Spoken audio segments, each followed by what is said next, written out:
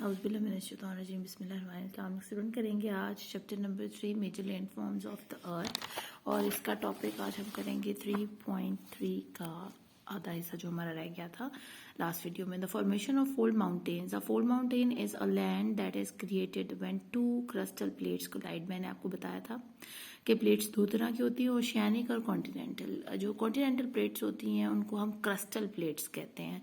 और जब दो क्रिस्टल प्लेट्स यानी जो हमारे कॉन्टिनेंट्स के अंदर जो हमारी ज़मीन है उसके नीचे जो हमारा मेंटल है उसमें जब टेंशन पैदा होती है, जो कन्वेंशन करंट पैदा होता है, उसकी वजह से वो प्लेट्स जो है मूव करती रहती हैं। ये कन्वेंशन करंट कंटिन्यूस चल रहा है जब से दुनिया बनी है। तो वो या तो डाइवर्जेंट होता है, कन्वर्जेंट होता है, दो तरह का होता है। तो जब वो कन्वर्ट हो रहा होता है यानी कन्वर्जन में होता है तो वो एक दूसरे के पास आ रही होती हैं प्लेट्स, ठीक है। एक इधर से आ रही है, एक इधर से आ रही है, और आमने सामने करीब होते होते आखिरकार एक दूसरे से कोलाइड कर जाती हैं, टकरा जाती हैं। The plate boundaries made up of oceanic sedimentary rocks are pushed together to form a fold mountain range।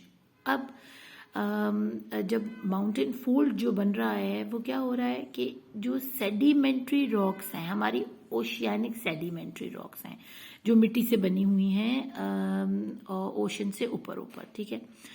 वो प्लेट्स की बाउंड्रीज जो होती हैं, वो रॉक्स जो होती हैं, वो एक साथ पुश करती हैं उस लैंडफॉर्म को, जिसकी वजह से फोल्ड पैदा होना शुरू, ऐसे बल आने शुरू हो जाते हैं। जैसे आप ये फोल्ड देख रहे हैं, ये फोल्ड आए हुए हैं, ठीक है।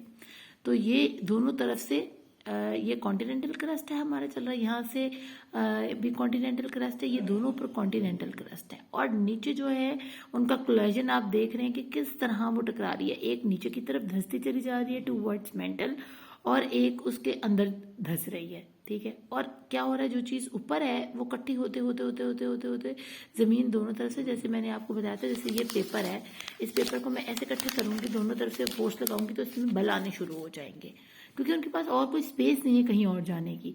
तो ये अप थ्रस्ट बनना शुरू हो जाएगा, ऊपर की तरफ उभरना शुरू हो जाएगा।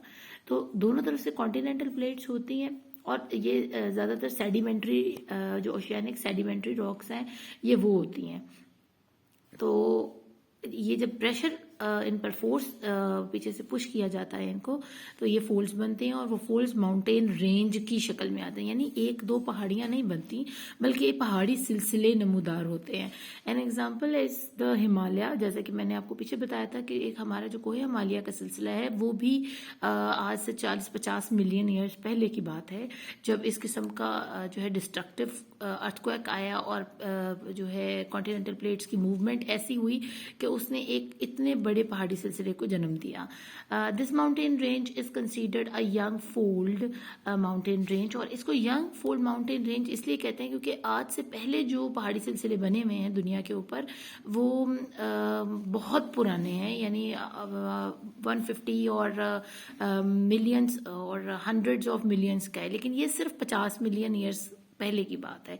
यानी सबसे नज़दीक जो अर्थक्वेक ऐसा आया जिसमें कॉन्टिनेंटल प्लेट्स इस हद तक डिस्ट्रक्टिव वे में कोलाइड हुई, तो वो नियरेस्ट जो हमारे 50 मिलियन ईयर्स हैं उसमें हुई, और तब ये हिमालय की जो रेंज है या ये पहाड़ी सिलसिला है ये मौरज़ वजूद में आया। Some older fold mountain ranges were formed about 3 billion years ago, यानी 3 बिलियन ईयर्स अगो पहले जो पुराने, इसके अलावा जो हिंदू कश है और इसके अलावा और भी जो पहाड़ी सिलसिले हैं वो तकरीबन 3 बिलियन ईयर्स अगो पहले फॉर्म हुए हैं, जबकि ये सिर्फ 50 मिलियन ईयर्स पहले, इसलिए ये उनके हिसाब से छोटा है एज वाइज अगर आप देखें तो।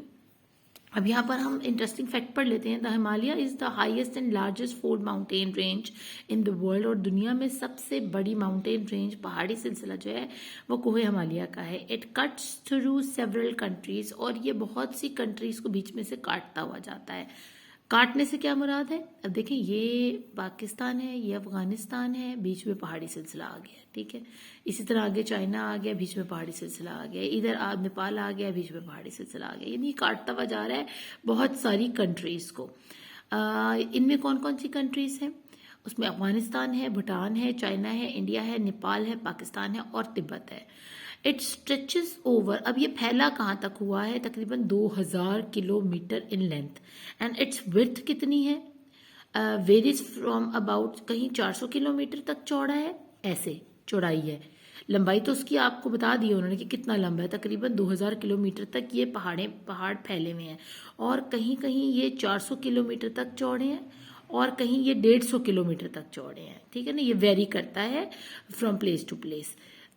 It has some of the world highest mountains such as Mount Everest, 8,850 meters and growing. And growing से मुराद जो अभी तक बढ़ रही है, क्योंकि देखें कोलिजन जो हो रहा है वो चल रहा है नीचे, वो रुका नहीं है। आज से 50 मिलियन ईयर्स पहले शुरू हुई डिस्ट्रक्टिव कोलाइड जो है वो अभी तक अंडरगो है, वो ग्रो कर रहा है, वो ऐसे ही धंसता चला जा रहा है। हर साल एक समथिंग कुछ पॉइंट जो है ना वो ये ग्रो करती है, जो हमारी माउंट एवरेस्ट है, ठीक है। अभी तक वो 8,850 है, और हर साल चेक किया जाता है उसको, तो आधा इंच वो बड़ी हुई होती है। अब आगे हम देखते हैं, और ये कहाँ पर मौजूद है माउंट एवरेस्ट, ये नेपाल में है। 2 मेजर रिवर सिस्टम्स, यानी ये भी कोई हिमालय के सिलसिले का हिस्सा है जो माउंट एवरेस्ट है, और है यहाँ क्या, कहाँ located, in Nepal. 2 major river systems, the Indus and the Ganga, have their sources in the Himalayas, और जो गंगा है इंडिया से जो बहकर आ रहा है, और हमारा दरियाए सिंध, वो दोनों की सोर्स जो बनती है, जहाँ से वो फूटे हैं दरिया, वो यही कोहे हिमालय है, जहाँ से वो पानी नीचे आ रहा है। अब यहाँ पर आपको उन्होंने ये फोल्ड सारे तरतीब बता दिए, ये 2 कॉन्टिनेंटल क्रस्ट हैं, और उनको ये नीचे प्लेट्स जब मूव कर रही हैं तो ये आपस में फोल्ड बनाती हुई जा रही हैं, which is cause the formation of Himalayas. और देखिए, fold mountains produce up by up thrust on collision. तो अप थ्रस्ट क्या था, यहाँ से एक प्लेट नीचे की तरफ चली गई, एक ऊपर की तरफ उठ गई, ठीक, तो वो यहाँ पर ये फोल्ड बन गया। Large scale folding taking place at the plate boundaries, और लार्ज स्केल की फोल्डिंग बनी जो 2000 किलोमीटर तक फैल गई और स्ट्रेच हुई up to 400 kilometre. The Himalaya, Andes and Alps are examples of major young folds mountains that are the result of large scale folding। और large scale folding में हमारे हिमालय आ जाता है, एंडस आ जाता है, और एल्प्स की पहाड़ियाँ आ जाती हैं। ये सब पहाड़ी सिलसिलों के नाम हैं, जो कि इस वजह से 2 कॉन्टिनेंटल प्लेट्स की या अप थ्रस्ट की वजह से फॉर्म हुई। आगे पढ़ लेते हैं फोल्डिंग क्या होता है। अब फोल्डिंग का हमने जो हमारा टॉपिक था वो कंप्लीट कर दिया कि फोल्ड क्या होता है, कि जब दोनों तरफ से फोर्सेस लग रही हों तो पहाड़ फोल्डिंग की शक्ल में माउंटेन्स फॉर्म करते हैं। अब फॉल्ट क्या होते हैं। Faulting take places when rock within the earth crust develops fractures और cracks causing the displacement of rock to occur vertically, horizontally और डायगनली। अब फॉल्टिंग कब टेक प्लेस होती है, जब जलजला आया और डाइवर्जेंट हुई आपकी कॉन्टिनेंटल प्लेट्स की। मैंने आपको बताया था कि अर्थक्वेक में 2 तरह की प्लेट्स की मूवमेंट होती है, या तो वो डाइवर्ट होती हैं या वो कन्वर्जन में जाती हैं, या फिर वो तीसरी जो है स्लाइड ओवर होती हैं, एक दूसरे के साथ स्लाइड होती हुई, एक ऊपर की तरफ चली जाती है, एक नीचे की तरफ आ जाती है। तो अब यहाँ पर जब फॉल्ट आए हैं तो पहली जो हम पढ़ते आए हैं उसमें ये कन्वर्ट हो रही थी, एक दूसरे से कोलाइड होने आ रही थी। अब ये क्या हो रही हैं, एक दूसरे से दूर जा रही हैं। जैसे ही ये दूर जाएंगी, बीच में एक फॉल्ट, एक दरार पैदा हो जाएगी, और या फ्रैक्चर बन जाएगा, एक क्रैक आ जाएगा, और डिस्प्लेसमेंट होगी रॉक्स की। यानी जो चट्टान पहले एक बहुत बड़ा पहाड़ था वो आधा आधा होके आधा इधर चला गया, और उसमें से बहुत सारी चट्टानें पैदा हुई, टूटकर नई चट्टानें बनी। अब ये क्रैक किसी भी शक्ल का हो सकता है, या वो क्रैक इस तरह वर्टिकली हो सकता है, ये पहाड़ है, ठीक है, ये क्रैक आ गया सेंटर में, या तो वो इस तरह का होगा, या ये पहाड़ है तो क्रैक इस तरह आएगा, ठीक है, ये आ गया वर्टिकली, ये आ गया हॉरिजेंटली। अब ये पहाड़ है और क्रैक आया है इस तरह करके, तो ये आ जाएगा हमारा डायगनली। फॉल्टिंग अकर्स व्हेन, 2 तरह की फॉल्टिंग अकर होती है, किस वजह से होती है, वो 2 वजह ये हैं। या तो क्रस्टल रॉक लेयर जो है अंडरगो होती है टेंशनल फोर्सेस के। वो टेंशनल फोर्सेस क्या होती हैं, एक फोर्स नीचे की तरफ जा रही है और एक दूसरी ऊपर की तरफ जा रही है, तो वो टेंशन से अप थ्रस्ट में चली गई है, तो ये टेंशनल फोर्स है। टेंशनल फोर्स अगर आप साइंस में पढ़ा हो तो आपको पता है कि स्ट्रिंग के साथ किसी चीज को बांध के ऊपर की तरफ जब खींचा जाता है, तो जैसे हम दूध के डब्बों के ढक्कन खोलते हैं तो ऐसे खींच कर ऊपर की तरफ उसको ले जाते हैं, तो उसको कहते हैं टेंशनल फोर्स डालना, उसको ऊपर उठा लेना। तो नीचे से एक प्लेट नीचे की तरफ जा रही होती है जो कि सामने वाली प्लेट को ऊपर की तरफ उठा रही होती है, या दूर होने की वजह से देखें दोनों एक दूसरे से दूर जा रही हैं, तो वो क्या होंगी, ऐसे ऊपर की तरफ चढ़ना शुरू हो जाएंगी। ठीक है, यहाँ नीचे फोल्ड बनना आएगा और वो ऊपर की तरफ चढ़ेंगी दोनों तरफ से, तो ये अप तरफ टेंशनल फोर्स है, और यहाँ पर फोर्स लग रही है, नीचे की तरफ जा रही है। ठीक है, तो यहाँ से दो चीजें ऊपर की तरफ उठ गई हैं।